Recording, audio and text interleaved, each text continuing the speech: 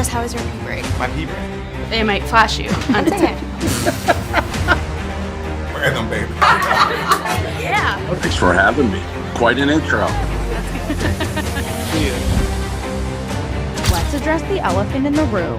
That's not the elephant in the room. There's no elephant. Nobody cares. I too am a thought criminal. Good. Well, I like you already. Does this look like a girl who's joking around? No. Around? But how much do you actually understand money? Especially the new wave.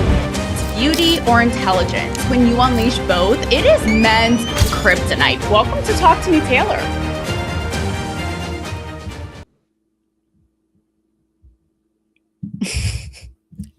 Guys, Mayday. Mayday. Holy shit. Here we all are, tech giving us a run for our money in this new year. What is up, everybody? Sorry, I'm not on time. I'm a bad girl. I just need to be spanked in 2026. But then again, is anything on time ever? What even is time? Is time even real? Yeah. We're going to go there. I'm going to fuck your heads up tonight because I know you're thinking, or maybe you're not. I don't know. Maybe you're just like dark and twisted like I am. And you guys better be popping in this chat tonight. I know it is the first stream of the year. I've been gone for 2 weeks. Like, may as well be on the island from Lost. So if you guys are not in my chat, I'm going to feel like a fucking loser at Fat Camp. And speaking of Fat Camp, I swear to God, it has already been a year. Okay, we are 5 days in, but I made my bed. And I may go to Taco Bell after this for the first time in literally 6+ years. Okay. That is the kind of year we are having already. But anyways, I know what you're all thinking. You're like, new year, new resolutions, new beginning. Not over here, bitch. Nope. I'm over here thinking about time. Hey guys, I'm so happy you're in my chat. Okay, I'm going to put some of these comments up. I missed you all like a fat kid. Oh no, I missed you like a fat kid. Misses and loves cake. John Legend. All the usual suspects. It's so good to see you. Please hit me up in the comments as I go on and just make everybody depressed and existential and questioning their life existence about time. So please let me know how your New Year's Eve and New Year thus far, all 5 days of it have been. Let me know in the chat, but yes. So contrary to all your little New Year's resolutions, all this shit, I'm sitting here going, time, getting away from us and spending our time and time we can't get back. And also, because, much of this show, I know the fun opening is like celebrity. So there ain't no celebs in this chat tonight. It's just me. It's just you. And would we have it any other way, right? But a lot of, what I do is that idea of breaking out of the matrix. And I've been thinking a lot about time lately. Obviously, who is not? Like, if you aren't, do you have a pulse?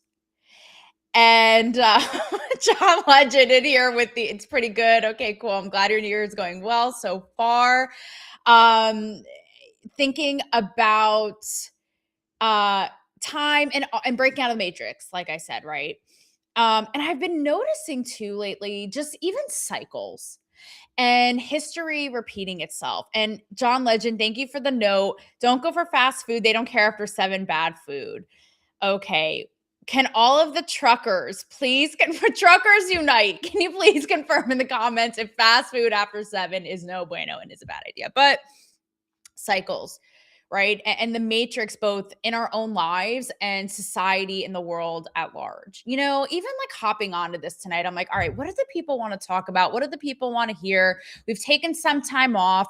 We're back. We're here on GNN. And maybe, I don't know if Stranger Things got the best of my head, your head. We don't know what's up, what's down, what's right side up. We don't even know anymore, right? But even looking at like, the Venezuela thing or like the bootleg Somalian daycares in Minneapolis that literally nobody fucking asked for that are non-existent, right?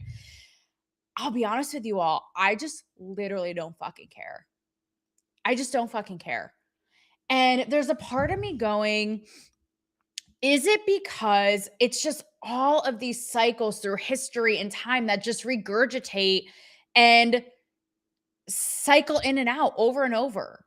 Is it the same shit, same story, different day? Again, the bleakest blonde with big tits you've seen on this side of the internet, perhaps, especially in 2026. If you thought this was going to be some peppy New Year's resolution, oh, honey, not tonight. But even culturally, it's so funny, and you guys may think I'm a maniacal serial killer. But I did watch the Stranger Things finale. And even that got me thinking about cultural cycles, right? Because I was texting, friends of mine who were also, we interviewed we interviewed them like on their come ups. Like I remember covering the Stranger Things. I think it was the 3rd season or 2nd season premiere, and they made the whole Santa Monica boardwalk, like Hawkins High School, and it was so cool, right? But asking, other, fellow reporters and friends of mine, do you guys remember the last time a show had a cultural like chokehold on society where there was this sort of collective what's the word I want to use? Like yay rah rah around a finale, a series. We were all kind of debating, was it, like Lost? Was it, some people said the Avengers stuff? I would argue Harry fucking Potter, like timeless, right? But even that in and of itself, and now it's all fractured and fucked up, right? Because the streamers, this, that, the other thing. But even that, again, it just is like cycles. And think about it, things repeating themselves, like what once was lost, or whatever big thing. I don't know. Shout some out in the chat. And wouldn't we love to get camaraderie? I think that's this word I was looking for, or as Sabrina Carpenter likes to say, which I love. Come right on me. I mean, whatever. It's a new year, or not. Whatever. It permeates through every year, the sentiment. But wouldn't it be great to have that joint, experience and feeling again and again? Now it's all fractured because of streamers and all this, and it's not quite like the group experience it used to be. But nonetheless, I even felt that with the Stranger Things finale. It's like so many people have been so invested for so long, and to have that like collective, I don't know, experience in viewing it was I was like, I have to watch it tonight on New Year's because I cannot enter the internet for 48 hours, right? So that was really fun. But again, even that being a cycle in and of itself. So you guys will laugh. Thinking about this with a friend of mine, we were like, because he watched the finale, he watched the pilot of Stranger Things and the finale, and it shows flashbacks and all this shit, and he's like, I feel like I just watched the whole series. Like people invested days, weeks, months, years into this shit. So we had an idea to watch the pilot and finales of iconic shows, or maybe shows that we started and didn't finish. So far we've done like we watched the finale of Scandal because we both watched that show, or even we watched the pilot of Friends and Seinfeld, and then the finale, so everything from sitcoms to, we have other ones on the list. Funny enough, we started, and I've seen tons of Friends, and Friends is like my religion. Seinfeld, I grew up on it. My dad knows every word. Remind me at some point to tell you guys my Jerry Seinfeld story, or not. You may never be the same. That is one thing we may or may not want to bring into this new year. New Year's resolution, do not do this year like Jerry Seinfeld did Taylor on a red carpet in like 2018, right? But one of the ones that's so funny that we started, you guys are going to be thinking like, literally what Rob Boulder have you been living in the CDC that exploded in The Walking Dead? But I started The Walking Dead for the first time. And I remember when that show was huge, big, huge, massive. And I was expecting to just like watch the pilot again, maybe an episode in the middle and the finale. I watched the first season in 2 nights. Okay. Shit is so good. So yeah, I'm on the Rick train and I'm like 20 years too late, but it's fine. But again, it's all just repeating itself. What was once Walking Dead or Game of Thrones or whatever is now Stranger Things. And guess what? The next show 5 years from now, the next Venezuela takeover, the next whatever the fuck, it all just repeats itself. So inspiring, bleak, that's for you guys to decide. Let's catch up on some of these comments. History repeats itself indeed. And so, I'm looking at this going, kind of asking myself this, is it defeating and depressing, or is it exciting? And how much impact can you have in these cycles, or break the cycles, or break out of the matrix, or whatever you want to call it? And I know I seem a little peppy right now, but my eyes are like swollen shut today because I done fucked up, and I've let the idea of time get so far into my head. It's the new year. if you guys read my Substack, you keep up with my work, I've been reckoning with a lot. I've been at this building my platform for 10 years. So that 10 number, I turned 35 in February. Like all these big numbers have gotten in my head. And I won't get too into detail, but last night, I made a decision, a big, huge personal that could have catastrophic fallout in my own life, and have been crying like all night and all morning. And so much for new beginning. That's me trying to do a new beginning, but it not like backfiring. I don't even know, right? But is it because I let the idea of time and time wasted get in my head and going, holy fuck, now I am so fucking aware. Like the clock in Stranger Things may as well be in my frontal cortex rent free. And going, I have decisions to make. We're going to get to that though in the end. Because I think that's something that is just messing with everybody's head and it is mental gymnastics and like such a brain fuck of that idea of time wasted, time we can't get back. But was the time worthwhile because it taught us lessons and we wouldn't be where we are now and all of that shit? Or are we just going to repeat it another way? And again, time that you can't get back. And also the idea, if you want to get spiritual, religious, of surrendering, letting go, and trusting that a bigger force, God, whatever, has your back and has the design and the plan all worked out. So you need not worry about time. It's all worked out, bro. And we're just down here stressed and trying to control it. And so that is the clusterfuck of my upside down nightmares. John Legend, Stranger Things is nostalgic. Haven't seen it after season 2 though. No Netflix. I know. I fell off midway around that point. Remember that epic mall finale that I fell off? Like I always fall off after, this is another cycle. I always fall off after a major character dies. Like after Billy Dot was killed, I kind of fell off. And then I was talking about this with my friend, Boardwalk Empire. When they killed Jimmy off, same thing. I was like, this guy is the best fucking character. I fell off, which is such a shame because it was such a great show. But because it was one of those things where I was like, I have already invested so much time and effort into Stranger Things. Like I have to see it through. So I just like really just went in on that shit. And camaraderie came right on it, just like Sabrina Carpenter to catch up. Game of Thrones finale, how decisive, if not hated. Yeah, exactly. And I'd love to see again more of that communal viewing experience, because it's actually the one thing that can like bring us together. And I know on the show too, like, I'll make fun of and rag on out of touch celebrities in Hollywood. And if you want to get tinfoil hat, like, Diddy, whatever it is, like how corrupt, which it is and can be, Hollywood is, and its narratives and woke this and that and all that. Right. But on the plus and the beauty of it, and while I'll always have a special place in my heart for it, is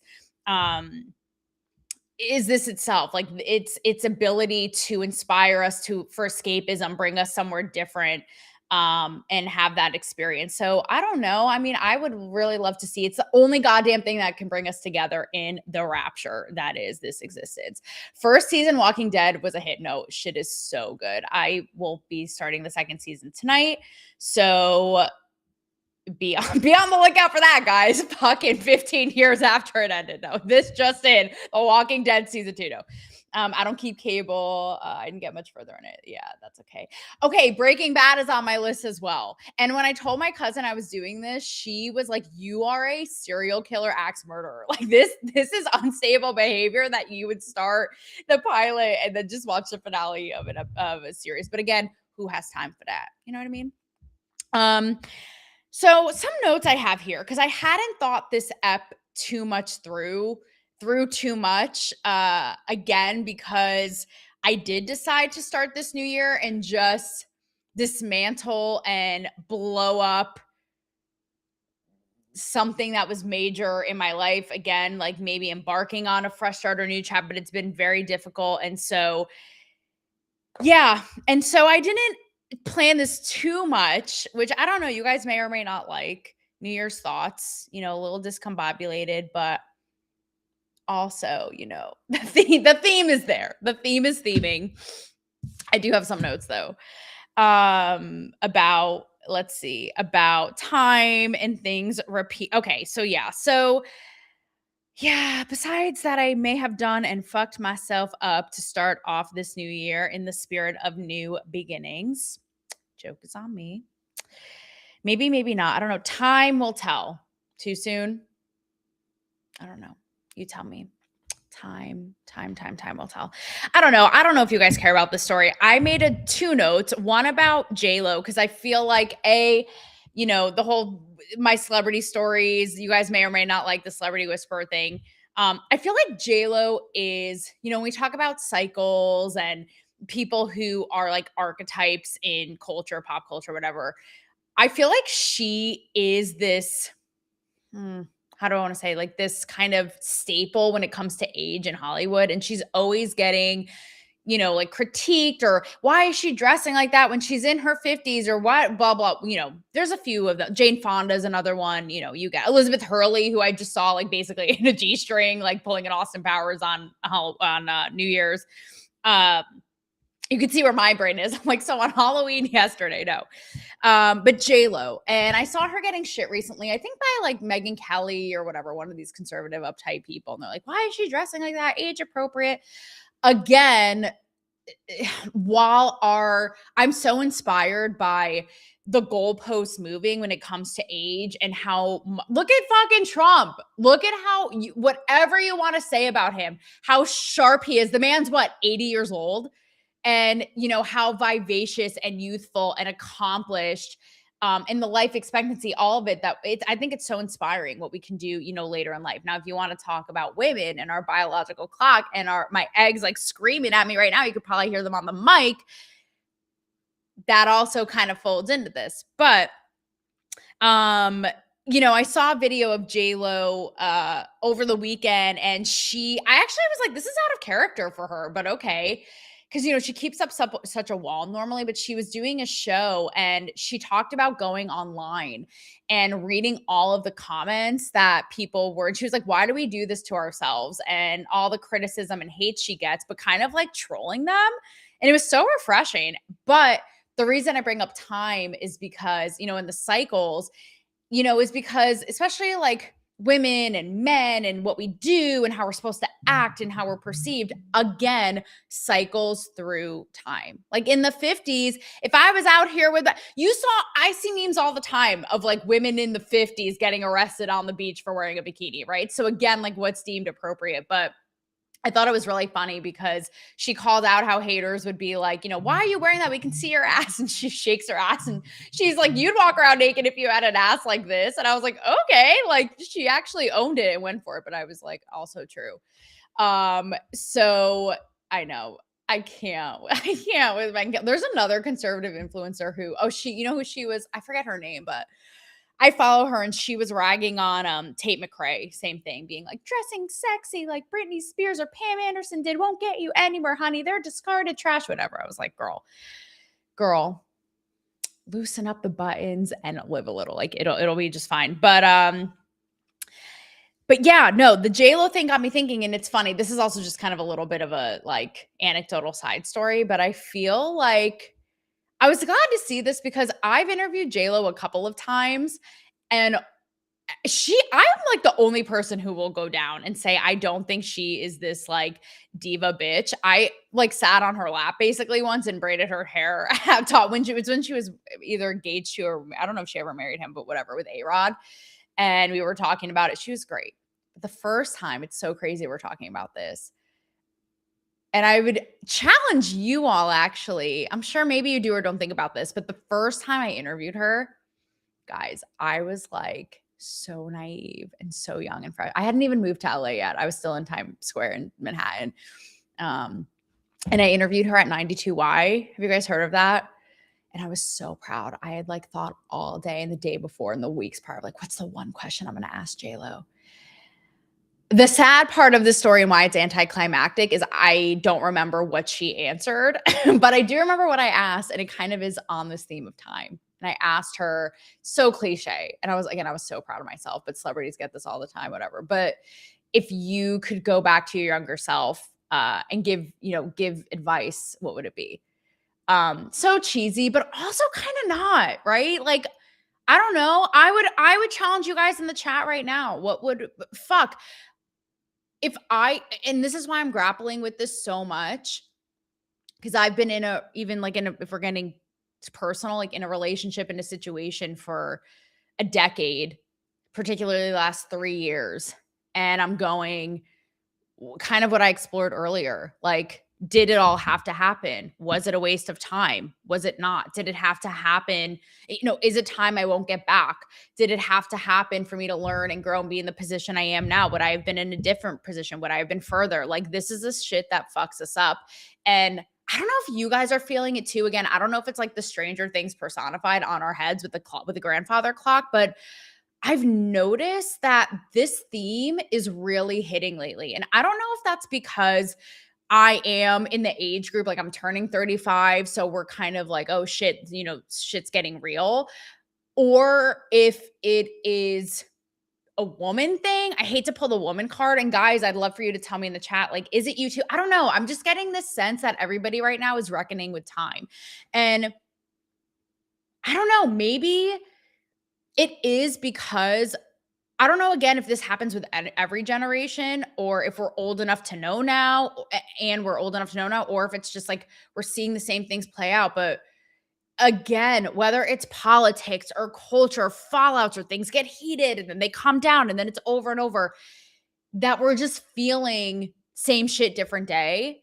And these cycles continuously happening, right? It's like a tragedy and then it, levels out and then it's another one and then it levels out. Like, are we now just privy to like cycles and thinking about it and reflecting it in our own lives? Pyramid 7, what is up? Welcome back. Some people talk way too much. I think, John Legend, you're talking about the J-Lo critics. They need speed limits. Trey Parker, Trey Parker and Matt Stone disagree. Can you elaborate before we have like 5 minutes? Oh my God, Pyramid 7 with this next comment. Can you elaborate on that? The Trey Parker and Matt Stone. I don't know who that is, who they are. Okay, Pyramid 7, you are getting to the crux of so much in the last story I was going to bring up. Because another thing, I don't know if you guys care, maybe I can do it in the next episode, but I have it bookmarked here. I'll show you. But another story I was going to bring up was Playboy did and you guys know like my history and my accomplishments and story with Playboy. So I thought it would be fun to and I don't know if you guys know this, but beyond the feature I did posing and writing in the same article, I also did I interviewed Rami Malek and Charlie Hunnam like just before Rami Malek's huge he blew up on Bohemian Rhapsody and stuff like that, but I did celebrity features on there too, but interviews and stuff. But anyways, Playboy came out with the 25 sexiest moments of the year, and I was going to kind of like riff on them. But I think you get the idea. I kind of got to that with the J-Lo thing, right? And just talk about how like again, it's sort of like cycles through not only the years, but the generations and like what's deemed sexy now versus 20 years ago versus 20 years from now, right? But it has stuff like, that Sydney Sweeney sheer dress with her nipples coming out, which like, I don't know how she stole that from my closet, but whatever, Sabrina Carpenter, this gay show that I've been told to watch, the hockey one. If you guys want me to watch that, by the way, I've had requests to watch and comment. Angel Reese becoming a Victoria's Secret angel, whatever. So you get the idea. I thought this was interesting. Pam Anderson resurgence, but she's gone, no makeup, that whole thing. You guys may or may not know how I feel about that. I love iconic Pam. It's just nothing beats it and just legendary in culture. But yeah, so you guys get it. Again, just the idea of cycles and like, how we just keep seeing the same stuff. And before I get to Pyramid 7's bombshell comment, speaking of bombshell, Trey and Matt are the creators of South. Does that mean South Park, who ripped J-Lo a new one in an episode of South Park? Yeah. What did they say? I love South Park, but I can't listen to it for too long because their voices like give me a headache. But okay, hang on. Pyramid 7. I'm going to get to this. John Legend said, what it is you're asking, you're more in tune and familiar with what's really going on in the world. I feel it too. Yeah. 100%. And not to toot our own horns, but I've been thinking lately too how, let's be honest, guys, these big questions, most people go through life and don't even ask themselves. They don't even skim the surface. Like they're not asking themselves this shit. So the fact that we're feeling it, we are. And just even, I don't know about you, but I'm an empath. So I can feel when the world is hurting. Like it just, and it fucks me up. Hence the Taco Bell run tonight. Like, goddamn, everyone's starting their New Year's resolutions, which by the way, I meant to start this episode by saying they are such bullshit. I think New Year's, like, just be about it. How about you just do the thing? But I'm undoing mine apparently by like perhaps getting Taco Bell after this because I'm just emotionally depleted, or I think I've earned it. No one is doing us any favors. Grifting is often the way to be on the offensive. Get after it. Okay. Lastly is Pyramid 7's notion here with the last story I have. So you guys know it's no secret that, I've chased my dreams, built workaholic, have sacrificed, just you get it, for over a decade. And now I'm reckoning with, wanting also a unit and family and kids and all this. So another story I had bookmarked here was how I think it was Elle magazine, which who gives a fuck? But anyways, what they say. But they came out with a piece, and I was like, I don't need to read the piece. I get it. But how millennials feel, the idea of what I was saying earlier, like, are you more youthful later than ever and are really reinventing, at 40, like feeling like 25, which I absolutely love. Whether our clocks internally want us get in line or not. And I don't give a shit what the article says. I get it. I was more focused on the comments. And I loved to see people and women saying like, I'm 40, I'm 42, I'm just having my first child. I've had I've had so many like free experiences and exploration and this and this. And that gives me hope because that's definitely fucking my head up right now. And what I think caused me to do what I did last night. That's messed up. It was quite a start to the new year. But Pyramid 7, with all that to say, said, have less kids. And he said, I would never, ever give up my daughters for anything. If I could go back, I would tell myself to be wiser about it. John Legend. Yeah. So, I don't know, as always, guys. Oh my God, Pyramid 7. Wow. I'm inspired by people saying their first time parents at 40. He's like, I was a grandfather by 40. Like, speed it up, bitches. No, but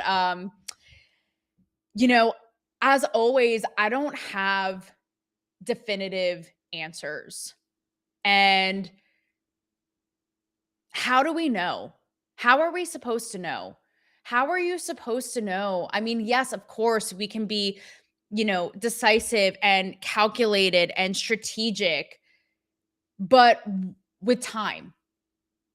But to what end? And when that comes up against the magic and the spontaneity and the unpredictable nature of life, right? The saying, like, you make plans and God laughs, like where they meet, and the idea of, how do I want to say this? Being at peace with how you've spent your time, and time that, quote, you may never get back, right? And again, allowing a bigger force, a bigger power. I'm always a fierce advocate, obviously, of out of the matrix, to be at peace with that too. And to have faith in a greater design plan that we're not so micromanaging and trying to be in control of.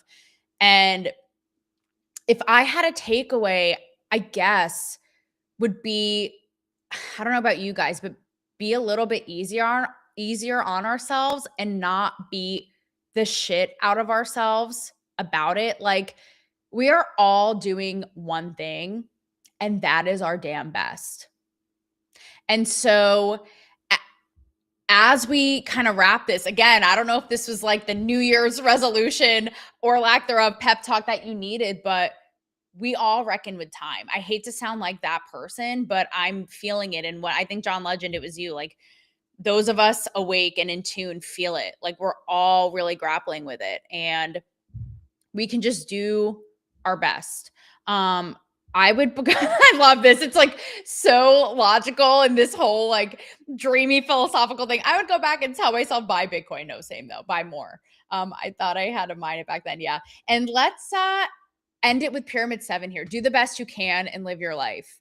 I know it sounds so simple, but I'm actually going to hop because it's making me a little emotional. And you guys know how I feel about vulnerability. So I'm going to spare you all the experience of me crying on air, what would otherwise with anyone else be like an uplifting first episode. But do with it what you will. Take my word and Pyramid 7's words for it. And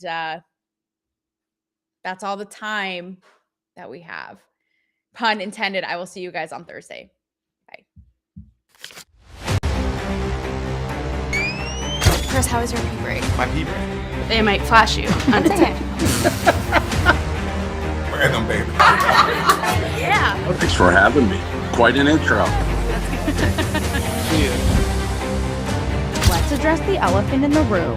That's not the elephant in the room. There's no elephant. Nobody cares. I too am a thought criminal. Good. Well, I like you already. Does this look like a girl who's joking around? No. No. Around? But how much do you actually understand money? Especially the new wave. Beauty or intelligence? When you unleash both, it is men's kryptonite. Welcome.